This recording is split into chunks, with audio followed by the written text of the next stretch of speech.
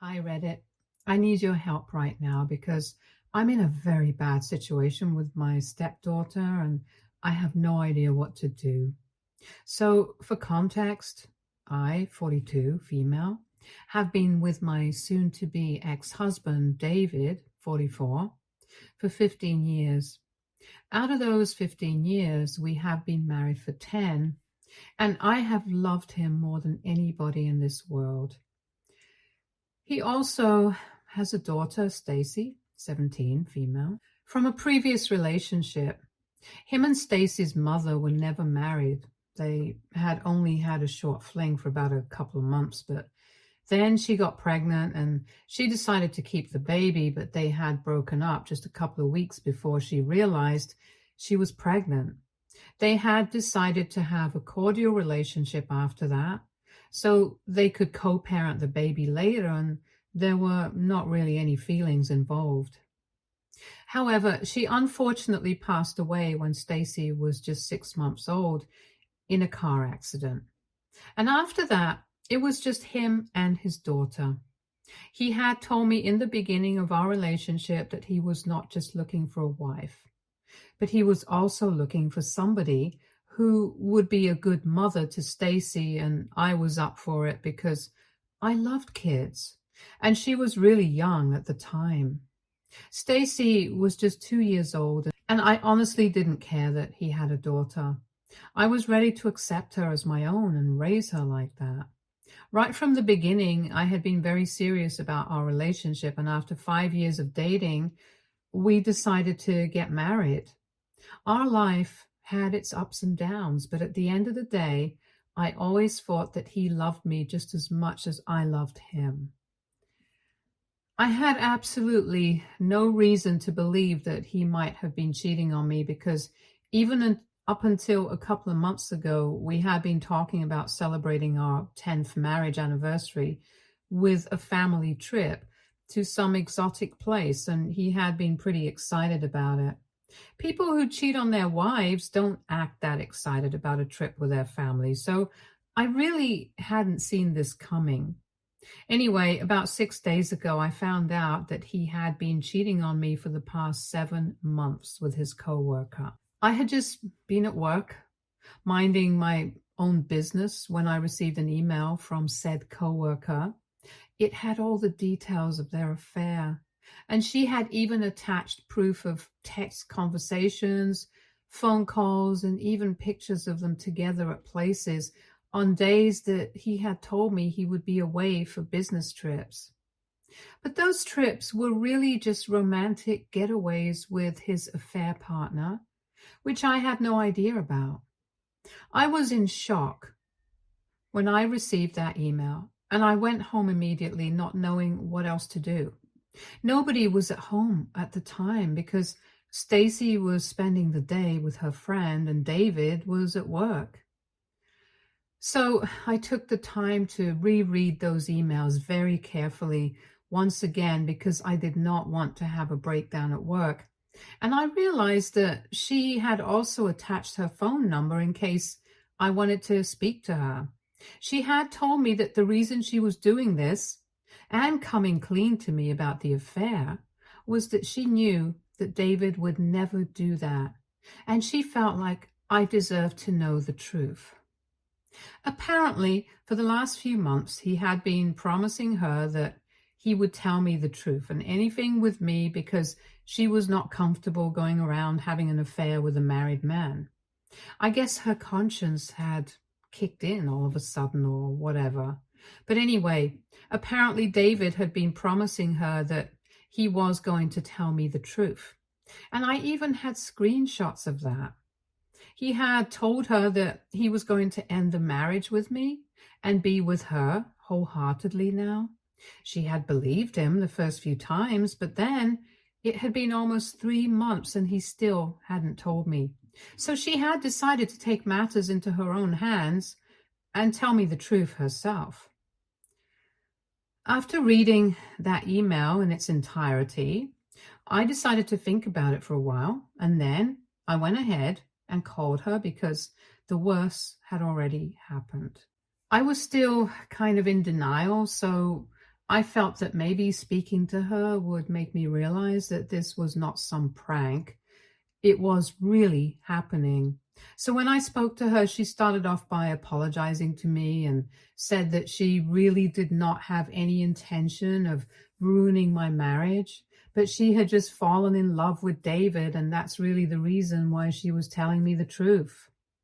And then she went on to explain how the affair had started and how long it had been going on, and all the promises that he had made to her, which were the same promises that he had made to me in the initial stages of our relationship. My heart just kept breaking more and more with every word that she said to me.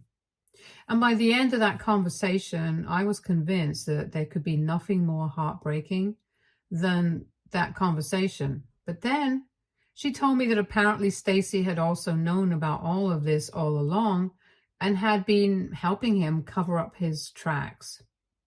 That's what absolutely shattered me, because in my head, I had always been Stacy's mother, and I had never thought of her as a stepdaughter. I had known that girl since she was 2 years old and had raised her as my own. So knowing that she had also betrayed me felt like the end of the world, honestly.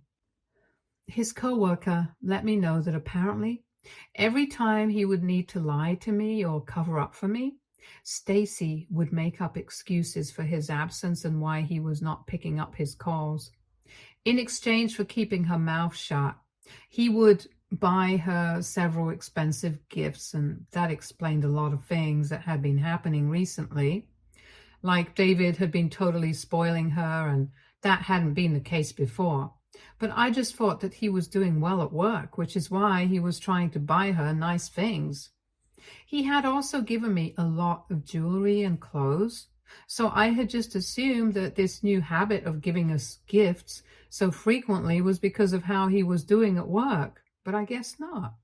Anyway, getting to know that Stacy had also been a part of this and had even met her father's affair partner several times and had kept it a secret from me all along broke me even more than knowing that David had been cheating on me.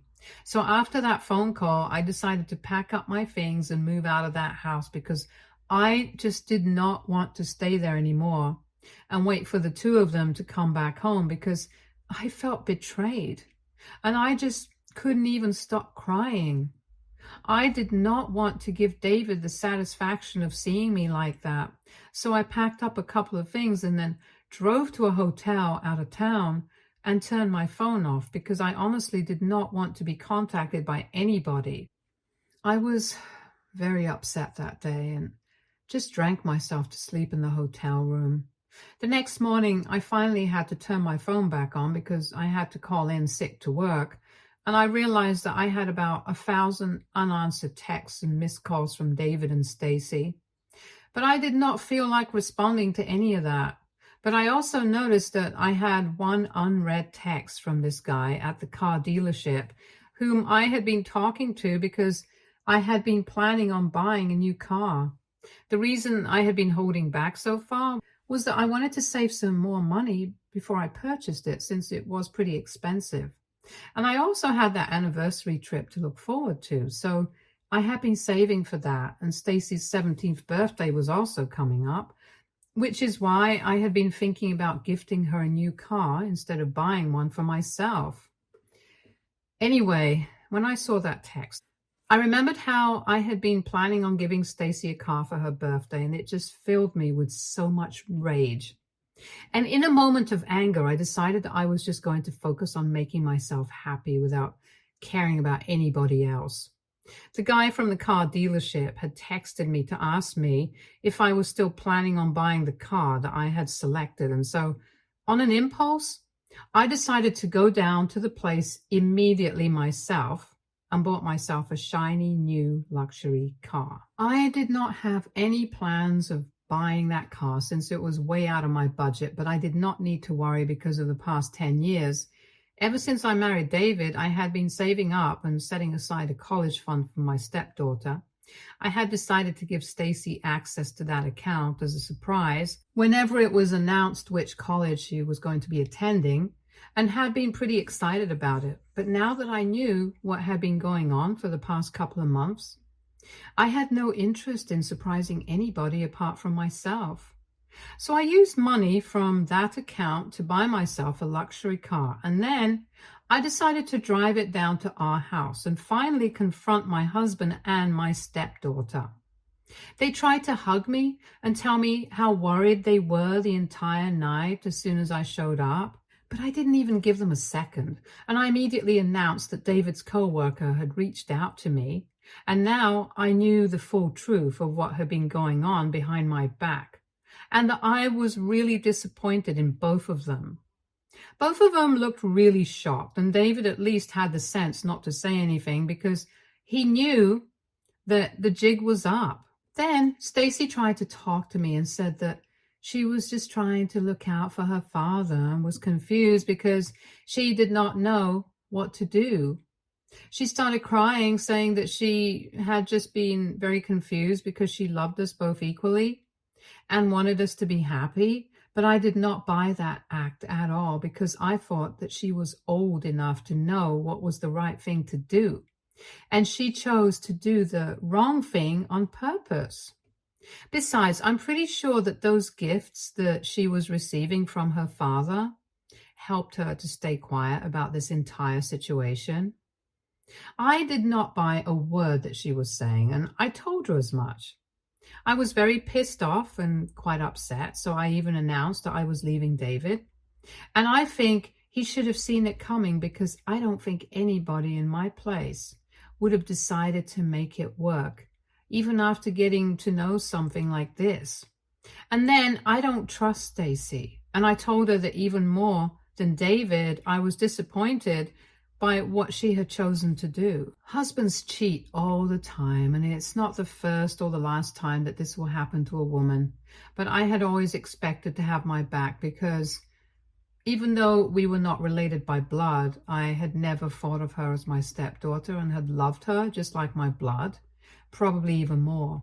And it was her lies and betrayal that had hurt me even more than what her father had done. So I had decided that the college fund that I had been setting aside for her all these past years was not something that she was worthy of anymore. And I would be leaving both of them behind now.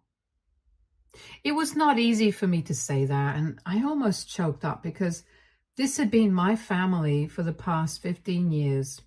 But after telling her this, I decided to walk out without even giving them a chance to explain and went back to the hotel.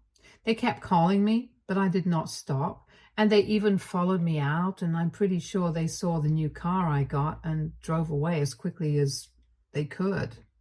After that, I had wanted to block them, but I just couldn't do it because emotionally I'm still struggling to process whatever's going on with me. For the past 5 days, they have been trying really desperately to get back in touch with me and keep texting me almost every hour and keep trying to call me, but I just don't know what to say to them. So I just read all their messages and let it be. David had been trying to get me to forgive him for the first couple of days, but when he realized that it was pointless, he started trying to tell me that he was sorry about what he had done and knew that I deserved better, but he just wanted me to reconsider whatever it was doing to Stacy because she was just a child and did not deserve to suffer because of what he had done. And even Stacy had been texting me along the same lines, trying to convince me that she had been wrong and she knew that. But she just wanted me to give her a second chance and that she had always thought of me as her mother and terribly sorry about everything. I had been ignoring all of that, but then yesterday I received a text from David that said that he was sick of apologizing without any response and that he needed to know if I had any intention of coming back to the family or not. That really pissed me off because it was he who had messed up and now he had no right to take that tone with me. So I texted him back immediately and said that I had already spoken to a lawyer and filed for divorce, which was not true. I was still trying to process everything and hadn't had the chance to speak to a lawyer yet, but he didn't need to know that. Then He did not reply for about an hour, and when he finally did, he sent me a long message about how I was not just being selfish, but I was also the villain, apparently, for choosing to act this way. He said that he was fine with me filing for a divorce and choosing to leave him, but the fact that I was also choosing to leave Stacy behind just showed how selfish I was. He told me that apparently Stacy had been devastated ever since I had left, and the fact that I had even said that I was going to get the college fund that I had been setting aside for her had really hit her hard because he had also known about this college friend, and that was the reason why he had not bothered to save up enough money. I do recall mentioning the college fund to him several times. He knew that I had been saving it to surprise Stacy, but I did not know that he did not have any money status aside from her college tuition. Anyway, he told me I had said I was not going to give her access to the money, and they had realized that they were in big trouble because he did not have any set aside. And she had been thinking about going to college out of state, which would have been even more expensive, and she knows that she's going to get accepted in her college. But now there's a big question mark whether she's going to be able to go to the college of her choice or not because of the financial constraints. He thinks that I'm a bad guy for rubbing this in her face and saying that I won't let her have access to her college fund, even though I had been saving that money with the intention of giving it to her eventually. And the fact that I'm using this one little mistake against her to be selfish because he had seen my new car, it just doesn't make any sense to him. And he thinks that I should really reconsider this. Now, I feel very conflicted about what to do and the way he's putting it. I don't feel comfortable being the person who snatches things away from kids just to teach them a lesson or to push them because I've never been that. I don't want to be that parent. But at the same time, Stacy is not exactly a child, and she knew what she was doing was wrong. I don't know. I feel like she's disappointed me, so what I'm doing is not exactly all that wrong. I'm just very confused. AITA for telling my stepdaughter that I'm not going to be paying her college tuition anymore after I found out that she had been helping my husband cover up his affair for expensive gifts. Update 1. Hey, I'm so sorry that I could not give you guys an update for the past 2 weeks. It's just that I had been really busy with work and with my lawyer, so there were a lot of things on my plate. But now I have some time, so first and foremost, let me just thank everybody who commented on my original post and showed me so much love and support. I'm really happy to know that people resonated with my story. I'm just really thankful from the bottom of my heart, knowing that there were people who were supporting me, even though they were complete strangers, made it a lot easier to deal with everything. So anyway, after David sent me that text and I made that post, I decided that I did not need to entertain any of this. Most of the comments on my post said the same thing, that I needed to block him and file for divorce as quickly as I could so that I could finally kick him out of my life. And that's what I did. Within the next couple of days, I had actually spoken to a lawyer and filed for divorce. I also decided that I did not, because even if I had been her biological parent, I still wouldn't have owed it to her to give her money for her to be able to go to her dream college. She should have thought about these things before she helped her father out with cheating on me. You can't stab me in the back and then expect me to turn around and give you a smile. I'm sorry, it doesn't matter how old you are or who you are. It's just not how this works. Besides, the thing that David said about her being punished for what he had done was not even accurate or true. She was being punished for what she had done, and I made it very clear when I had spoken to them in person that last time that I went home. I was refusing to give her the college fund because she was the one who refused to do the right thing in the first place and tell me about her father's affair. So it's for that, and I think I'm being fair. If they want to be mad about it, they are completely welcome to do so. But I'm not going to entertain that, and I really don't need to, which is why I've blocked them, and now they have no access to me whatsoever. They're still trying to contact me by calling me through other numbers, trying to text me from other numbers, emailing me from fake accounts, and all of that. But it doesn't matter because all I do is just read these texts and emails and ignore all of it. Update 2. I finally received word about what was going to happen with the divorce, and thankfully, David is not contesting anything. So I hope that we're going to be able to have a peaceful, amicable divorce. It has been almost 3 weeks since I found out that he had been cheating on me, and life has really changed.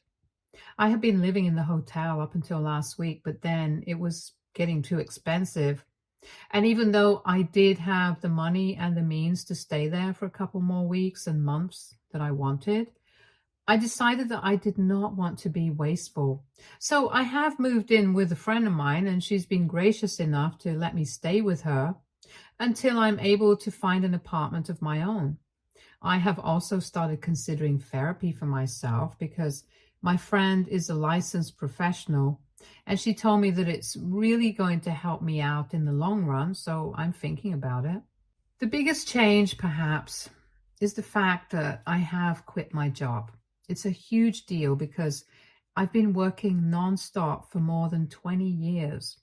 I think I started working as soon as I graduated from college, and even before that, I had been working part-time. But I really think I need a break now. I have enough money to do whatever I want, and saving for all those 10 years is really going to come into handy now because I'm thinking about taking a break for a couple of months and realigning my life and starting my own business. That had always been the plan, but I had decided to delay it so that I would only start something of my own after Stacy had left for college, and I did not really need to worry about money that much. But now nobody is holding me back, and I can do whatever I want. So that's the plan. I'm going to use these couple of months to build a business model and look for investors and all that jazz. I'm really excited for the future, even though I'm still very upset about what's going on. I have spoken to my parents about the divorce. I hadn't let them know so far because I was still struggling to process it myself. But now, after speaking to my parents, I made the announcement on social media as well. I did not mention any reason. I just stated that I was getting divorced and that was it. So all my close friends and family members know what's going on anyway, and the only people I really care about, so it doesn't matter what anybody else thinks.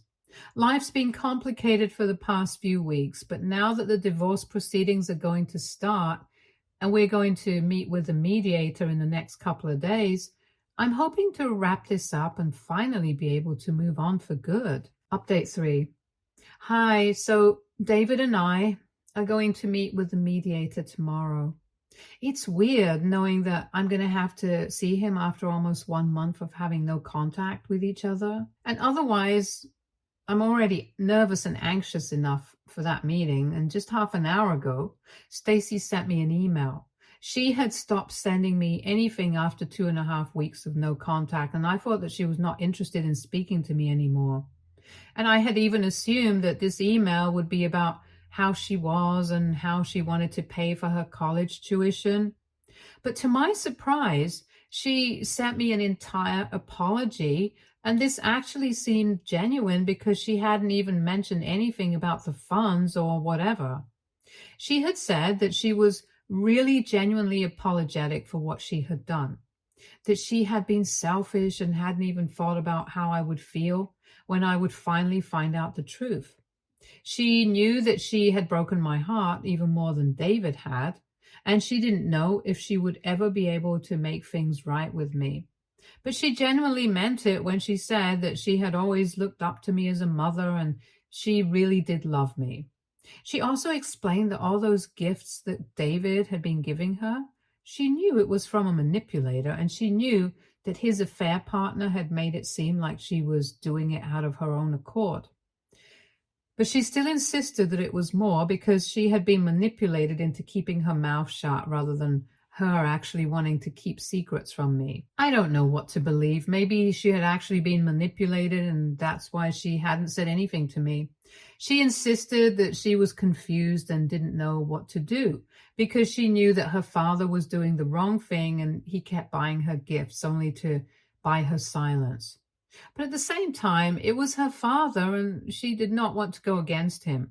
However, in doing so, she was betraying me, and she had been feeling very conflicted for the past couple of months. I want to believe her, I really do.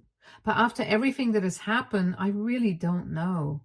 I was already feeling very anxious and jittery, and after reading that email, I feel even more weird about everything. I miss her terribly. And I also miss David, but I know that I need to learn to be able to live life on my own since I've learned the hard way that I can't just trust people, not even my closest ones. So I guess I'm going to have to keep up the no contact rule. Update 4. So it's been a couple of months since my last update. The divorce is going to be finalized in a couple of weeks now, and finally going to be able to move on. The negotiations were pretty easy, and the hard part was actually just having to see him at those meetings. I don't know what I felt whenever I saw him. It was like a mixture of anger, hurt, and just an immeasurable sadness. But I got through it somehow, and now I'm done. I've also been able to find a new apartment for myself, and I have moved. I've been living by myself for the past couple of weeks, and it's been nice. My friends and family visit me almost every other day to make sure that I'm doing all right, and I really think it's very sweet of them. I have company most of the time, and I don't get to feel lonely, but I know that eventually these visits are not going to remain as frequent as they are now. But I'm going to have to make my peace with the fact that I am a single woman now, and I'm still trying to make my peace with it. I've also started therapy, and it's going to take a while for me to accept and process everything that has happened. But I know I'm going to be able to do it somehow. I have had no contact with David since the last mediation session. However, even though it's not easy, it's been different. In my last update, I said something about an email that she had sent me and how she had stated that she had been manipulated. I couldn't bring myself to trust her back then because everything was just too fresh. But recently, last week, I decided to reply to that email. She had been sending me emails after that as well, and she did not mention anything about the college fund and that would just keep me updated on what was going on in her life. It was more like a one-way street where she would keep trying to talk to me and I just shut her out. However, every time she would send me an email, my heart would break and I would just keep crying after reading because even though nothing sad was going on in her life, I just really missed the kid. So I decided to reach out to her and told her that I really missed her and nothing else. I still maintained that she was not getting the college part, but she responded to that email saying that she didn't mind. She didn't deserve it anyway. And she had decided that she was going to go to a college near home and give up on her dream college because she didn't want to bother her father with a student loan. And anyway, even if she had asked him to apply for one and become a co-signer with her, he would have refused. He's been very clear on that front, and they're going to have to make do with the money that they do have, and he's going to help her out as much as he can. But she's also going to have to contribute and work her way through college like most of us have. And she's fine with that, or so she says. Anyway, we've been sending emails back and forth, and I told her that I would love to rebuild the connection that I had with her. But I need my time because after everything that has happened, I just can't process anything right now. And she understands that. She told me that I can take as much time as I need because she has betrayed my trust and she knows it. So I don't know what's going to happen from this point onwards, but I'm just hoping for the best. Fingers crossed. Stay tuned for more stories from our girl relationships.